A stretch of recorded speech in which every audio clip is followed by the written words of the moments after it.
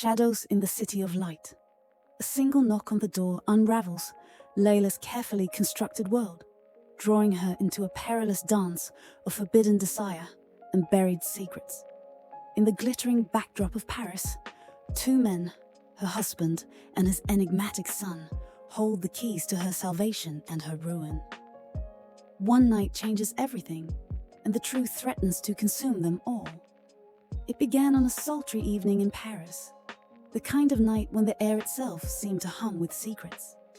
The negotiations had concluded, leaving the city steeped in an unusual stillness. Yet, inside me, chaos raged. I remember the knock at my door as though it happened mere moments ago. When I opened it, there he was. Idris, standing tall, his dark eyes smoldering with something I couldn't quite name. "Laila," he said, his voice like velvet, sending a shiver down my spine. "You look like you could use a drink." Idris, my husband Malik's son from his first marriage, was a man of striking contradictions. His presence always felt like a storm contained in a crystal bottle, waiting to be uncorked. Malik had brought me to France from Nairobi years ago, rescuing me from a life of obscurity. But now, as Idris's gaze lingered on me, I felt anything but safe. At first, I dismissed my unease as paranoia, convincing myself it was harmless. But his presence stirred something dormant in me. I found myself noticing the curve of his lips when he smiled, the intensity in his gaze when our eyes met across a crowded room. There was danger in the way he looked at me, danger in the way he made me feel. That evening, after we shared a bottle of Bordeaux, the air between us grew charged. His words were measured, his tone deliberate. "Let's take a walk," he said, his voice low, magnetic. The streets of Paris were alive with the whispers of the past, the cobblestones echoing with the steps of countless lovers. But all I could hear was the pounding of my heart.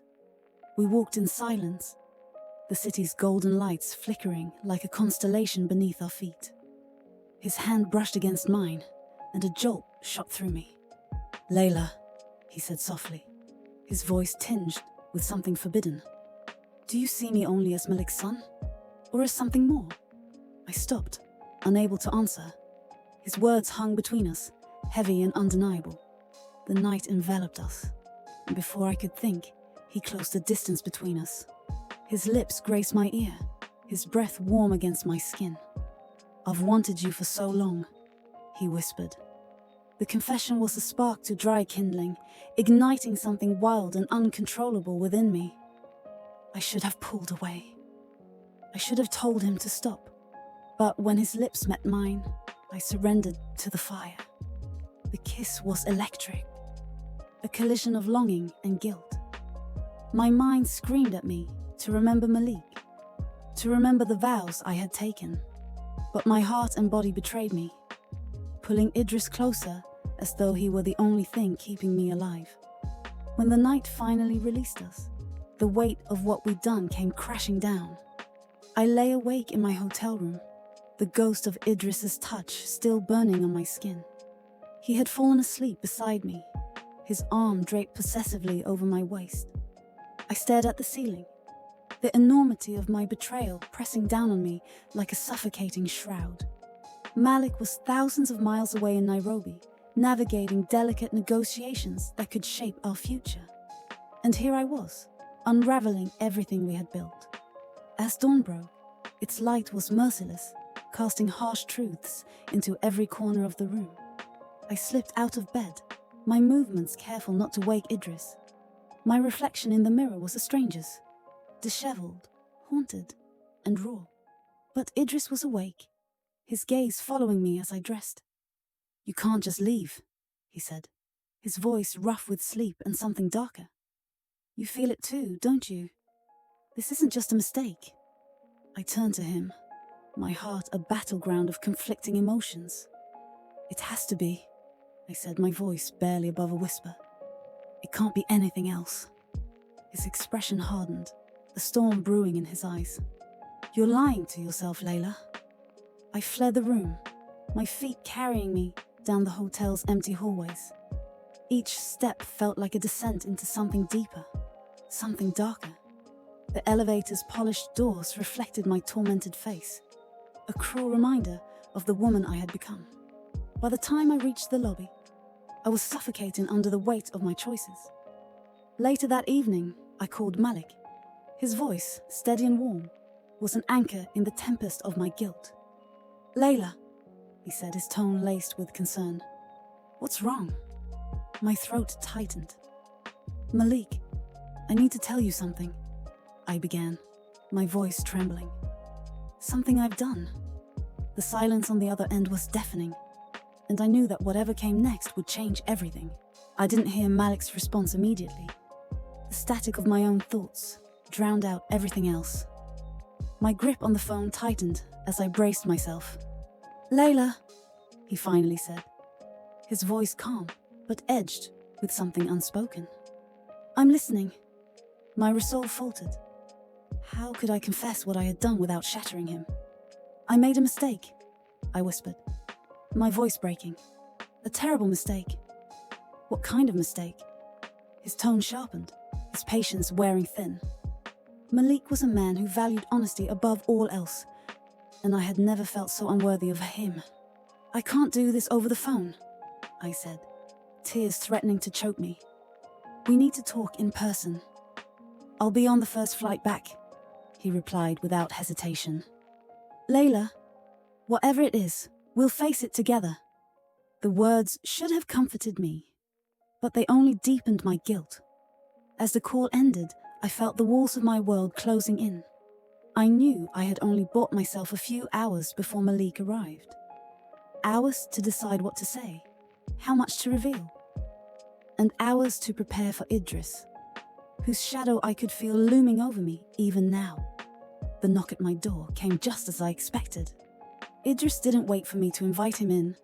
He stepped inside, his presence overwhelming the small room. "You called him," he said, his voice flat. It wasn't a question. "I had to," I replied, my voice steady despite the storm raging within me. "This can't go on, Idris. It has to end." He stepped closer, his eyes burning with an intensity that made it hard to breathe. "You think you can just erase what happened? Pretend it didn't mean anything?" "It was a mistake," I said, forcing the words out. "A moment of weakness."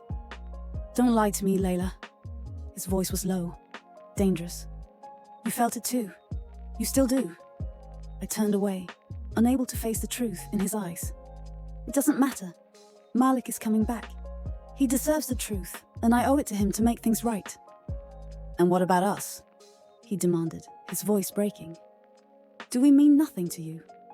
The pain in his voice cut through me, but I forced myself to remain firm. "There is no us, Idris. There never can be." For a moment, he said nothing, the silence between us heavy and suffocating. Then he took a step back, his expression hardening. "You think you can end this so easily? You think Malik will forgive you when he knows?" His words sent a chill down my spine. "What are you saying?" "I'm saying," he said, his voice cold and calculated, "that you're not the only one with secrets, Laila. Be careful what you confess, or you might find yourself alone in more ways than one." He left without another word, leaving me trembling in his wake. The weight of his warning settled over me, a dark cloud of uncertainty. What did he mean? What secrets did he hold? And how far would he go to protect them?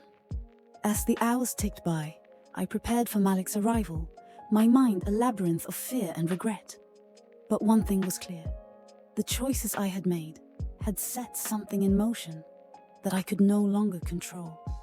And as much as I wanted to believe that the truth would set me free, I couldn't shake the feeling that it might destroy everything instead.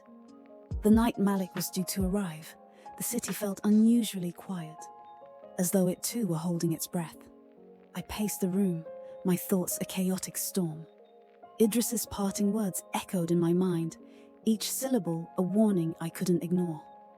"You're not the only one with secrets." What secrets could he possibly mean? Idris was bold and brash, but he had always seemed transparent. his emotions worn like an open book. Yet now I couldn't shake the feeling that he had been playing a game all along, and I was merely a pawn. When the phone rang, I jumped, my heart leaping into my throat. Malik's name flashed on the screen. "Laila," he said, his voice steady. "I'm at the airport. I'll be with you in an hour." The weight of his impending arrival settled over me like a shroud. "I'll be waiting," I replied, my voice barely audible. I hung up and stared at my reflection in the mirror. My eyes were bloodshot, my skin pale. I barely recognized myself. The guilt of my betrayal was a heavy chain around my neck, but Idris's veiled threats had added a new layer of fear. What was I walking into? The knock at the door came sooner than I expected. My heart raced as I opened it, expecting to see Malik. Instead, it was Idris. He looked disheveled, his usually composed demeanor unraveling. "We need to talk," he said, pushing past me into the room. "You can't be here," I hissed, glancing nervously down the hallway. "Malik will be here any minute." "That's exactly why I'm here," he replied, his tone urgent. "You don't understand what you're dealing with, Laila." I crossed my arms, trying to mask my fear. "What are you talking about?" "Malik isn't the man you think he is," Idris said, his voice low. "He's hiding things that could ruin you if you're not careful." My stomach churned. "You're lying." "Am I?" He stepped closer, his eyes piercing. "You think I'm the villain in this story. But Malik, he's not the hero you believe him to be. Ask yourself why he brought you here, why he's kept you so isolated." I shook my head, refusing to let his words take root. "You're just trying to deflect from what we did. This isn't about Malik. It's about you and your inability to take no for an answer." Idris's jaw tightened, and for a moment, I saw a flicker of something vulnerable in his eyes.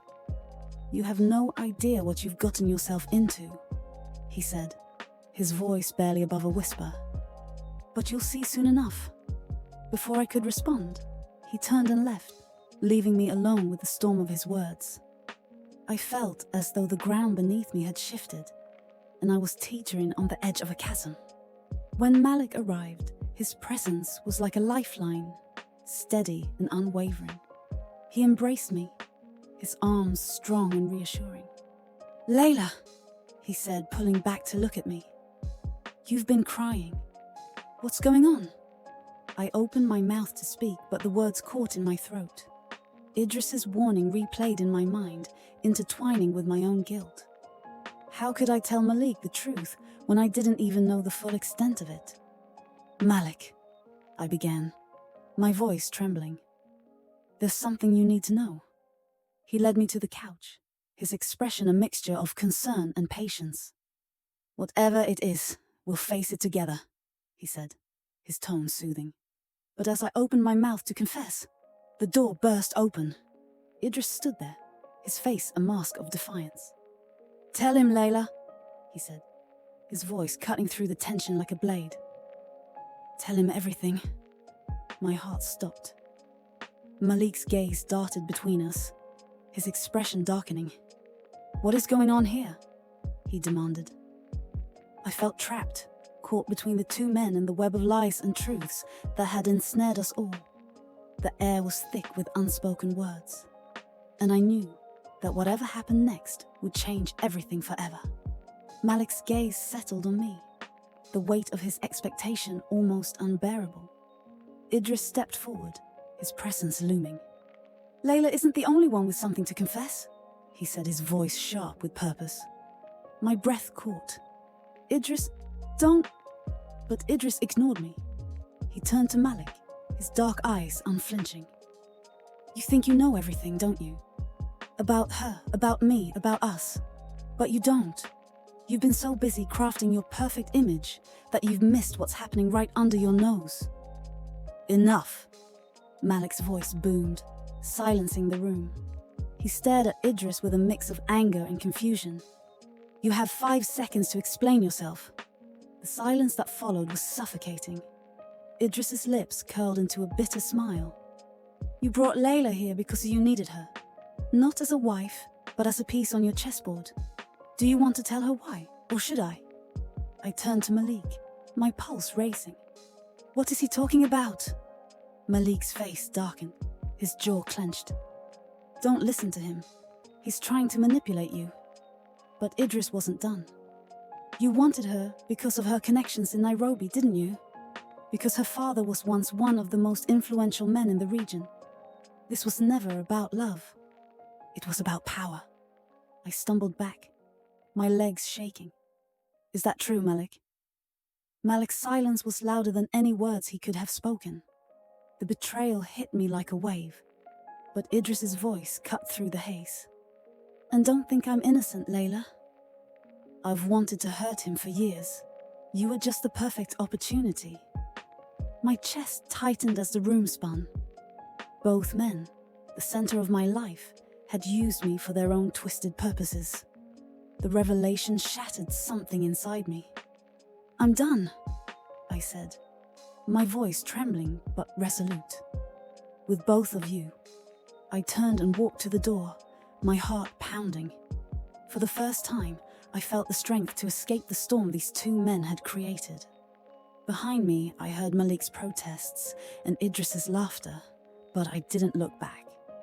Out on the streets of Paris, the air was cool and clear. Each step I took felt like reclaiming a piece of myself. The city buzzed with life, and for the first time in years, I felt free. Whatever secrets they held, they could keep. My life was my own now, and I wouldn't let anyone else control it again.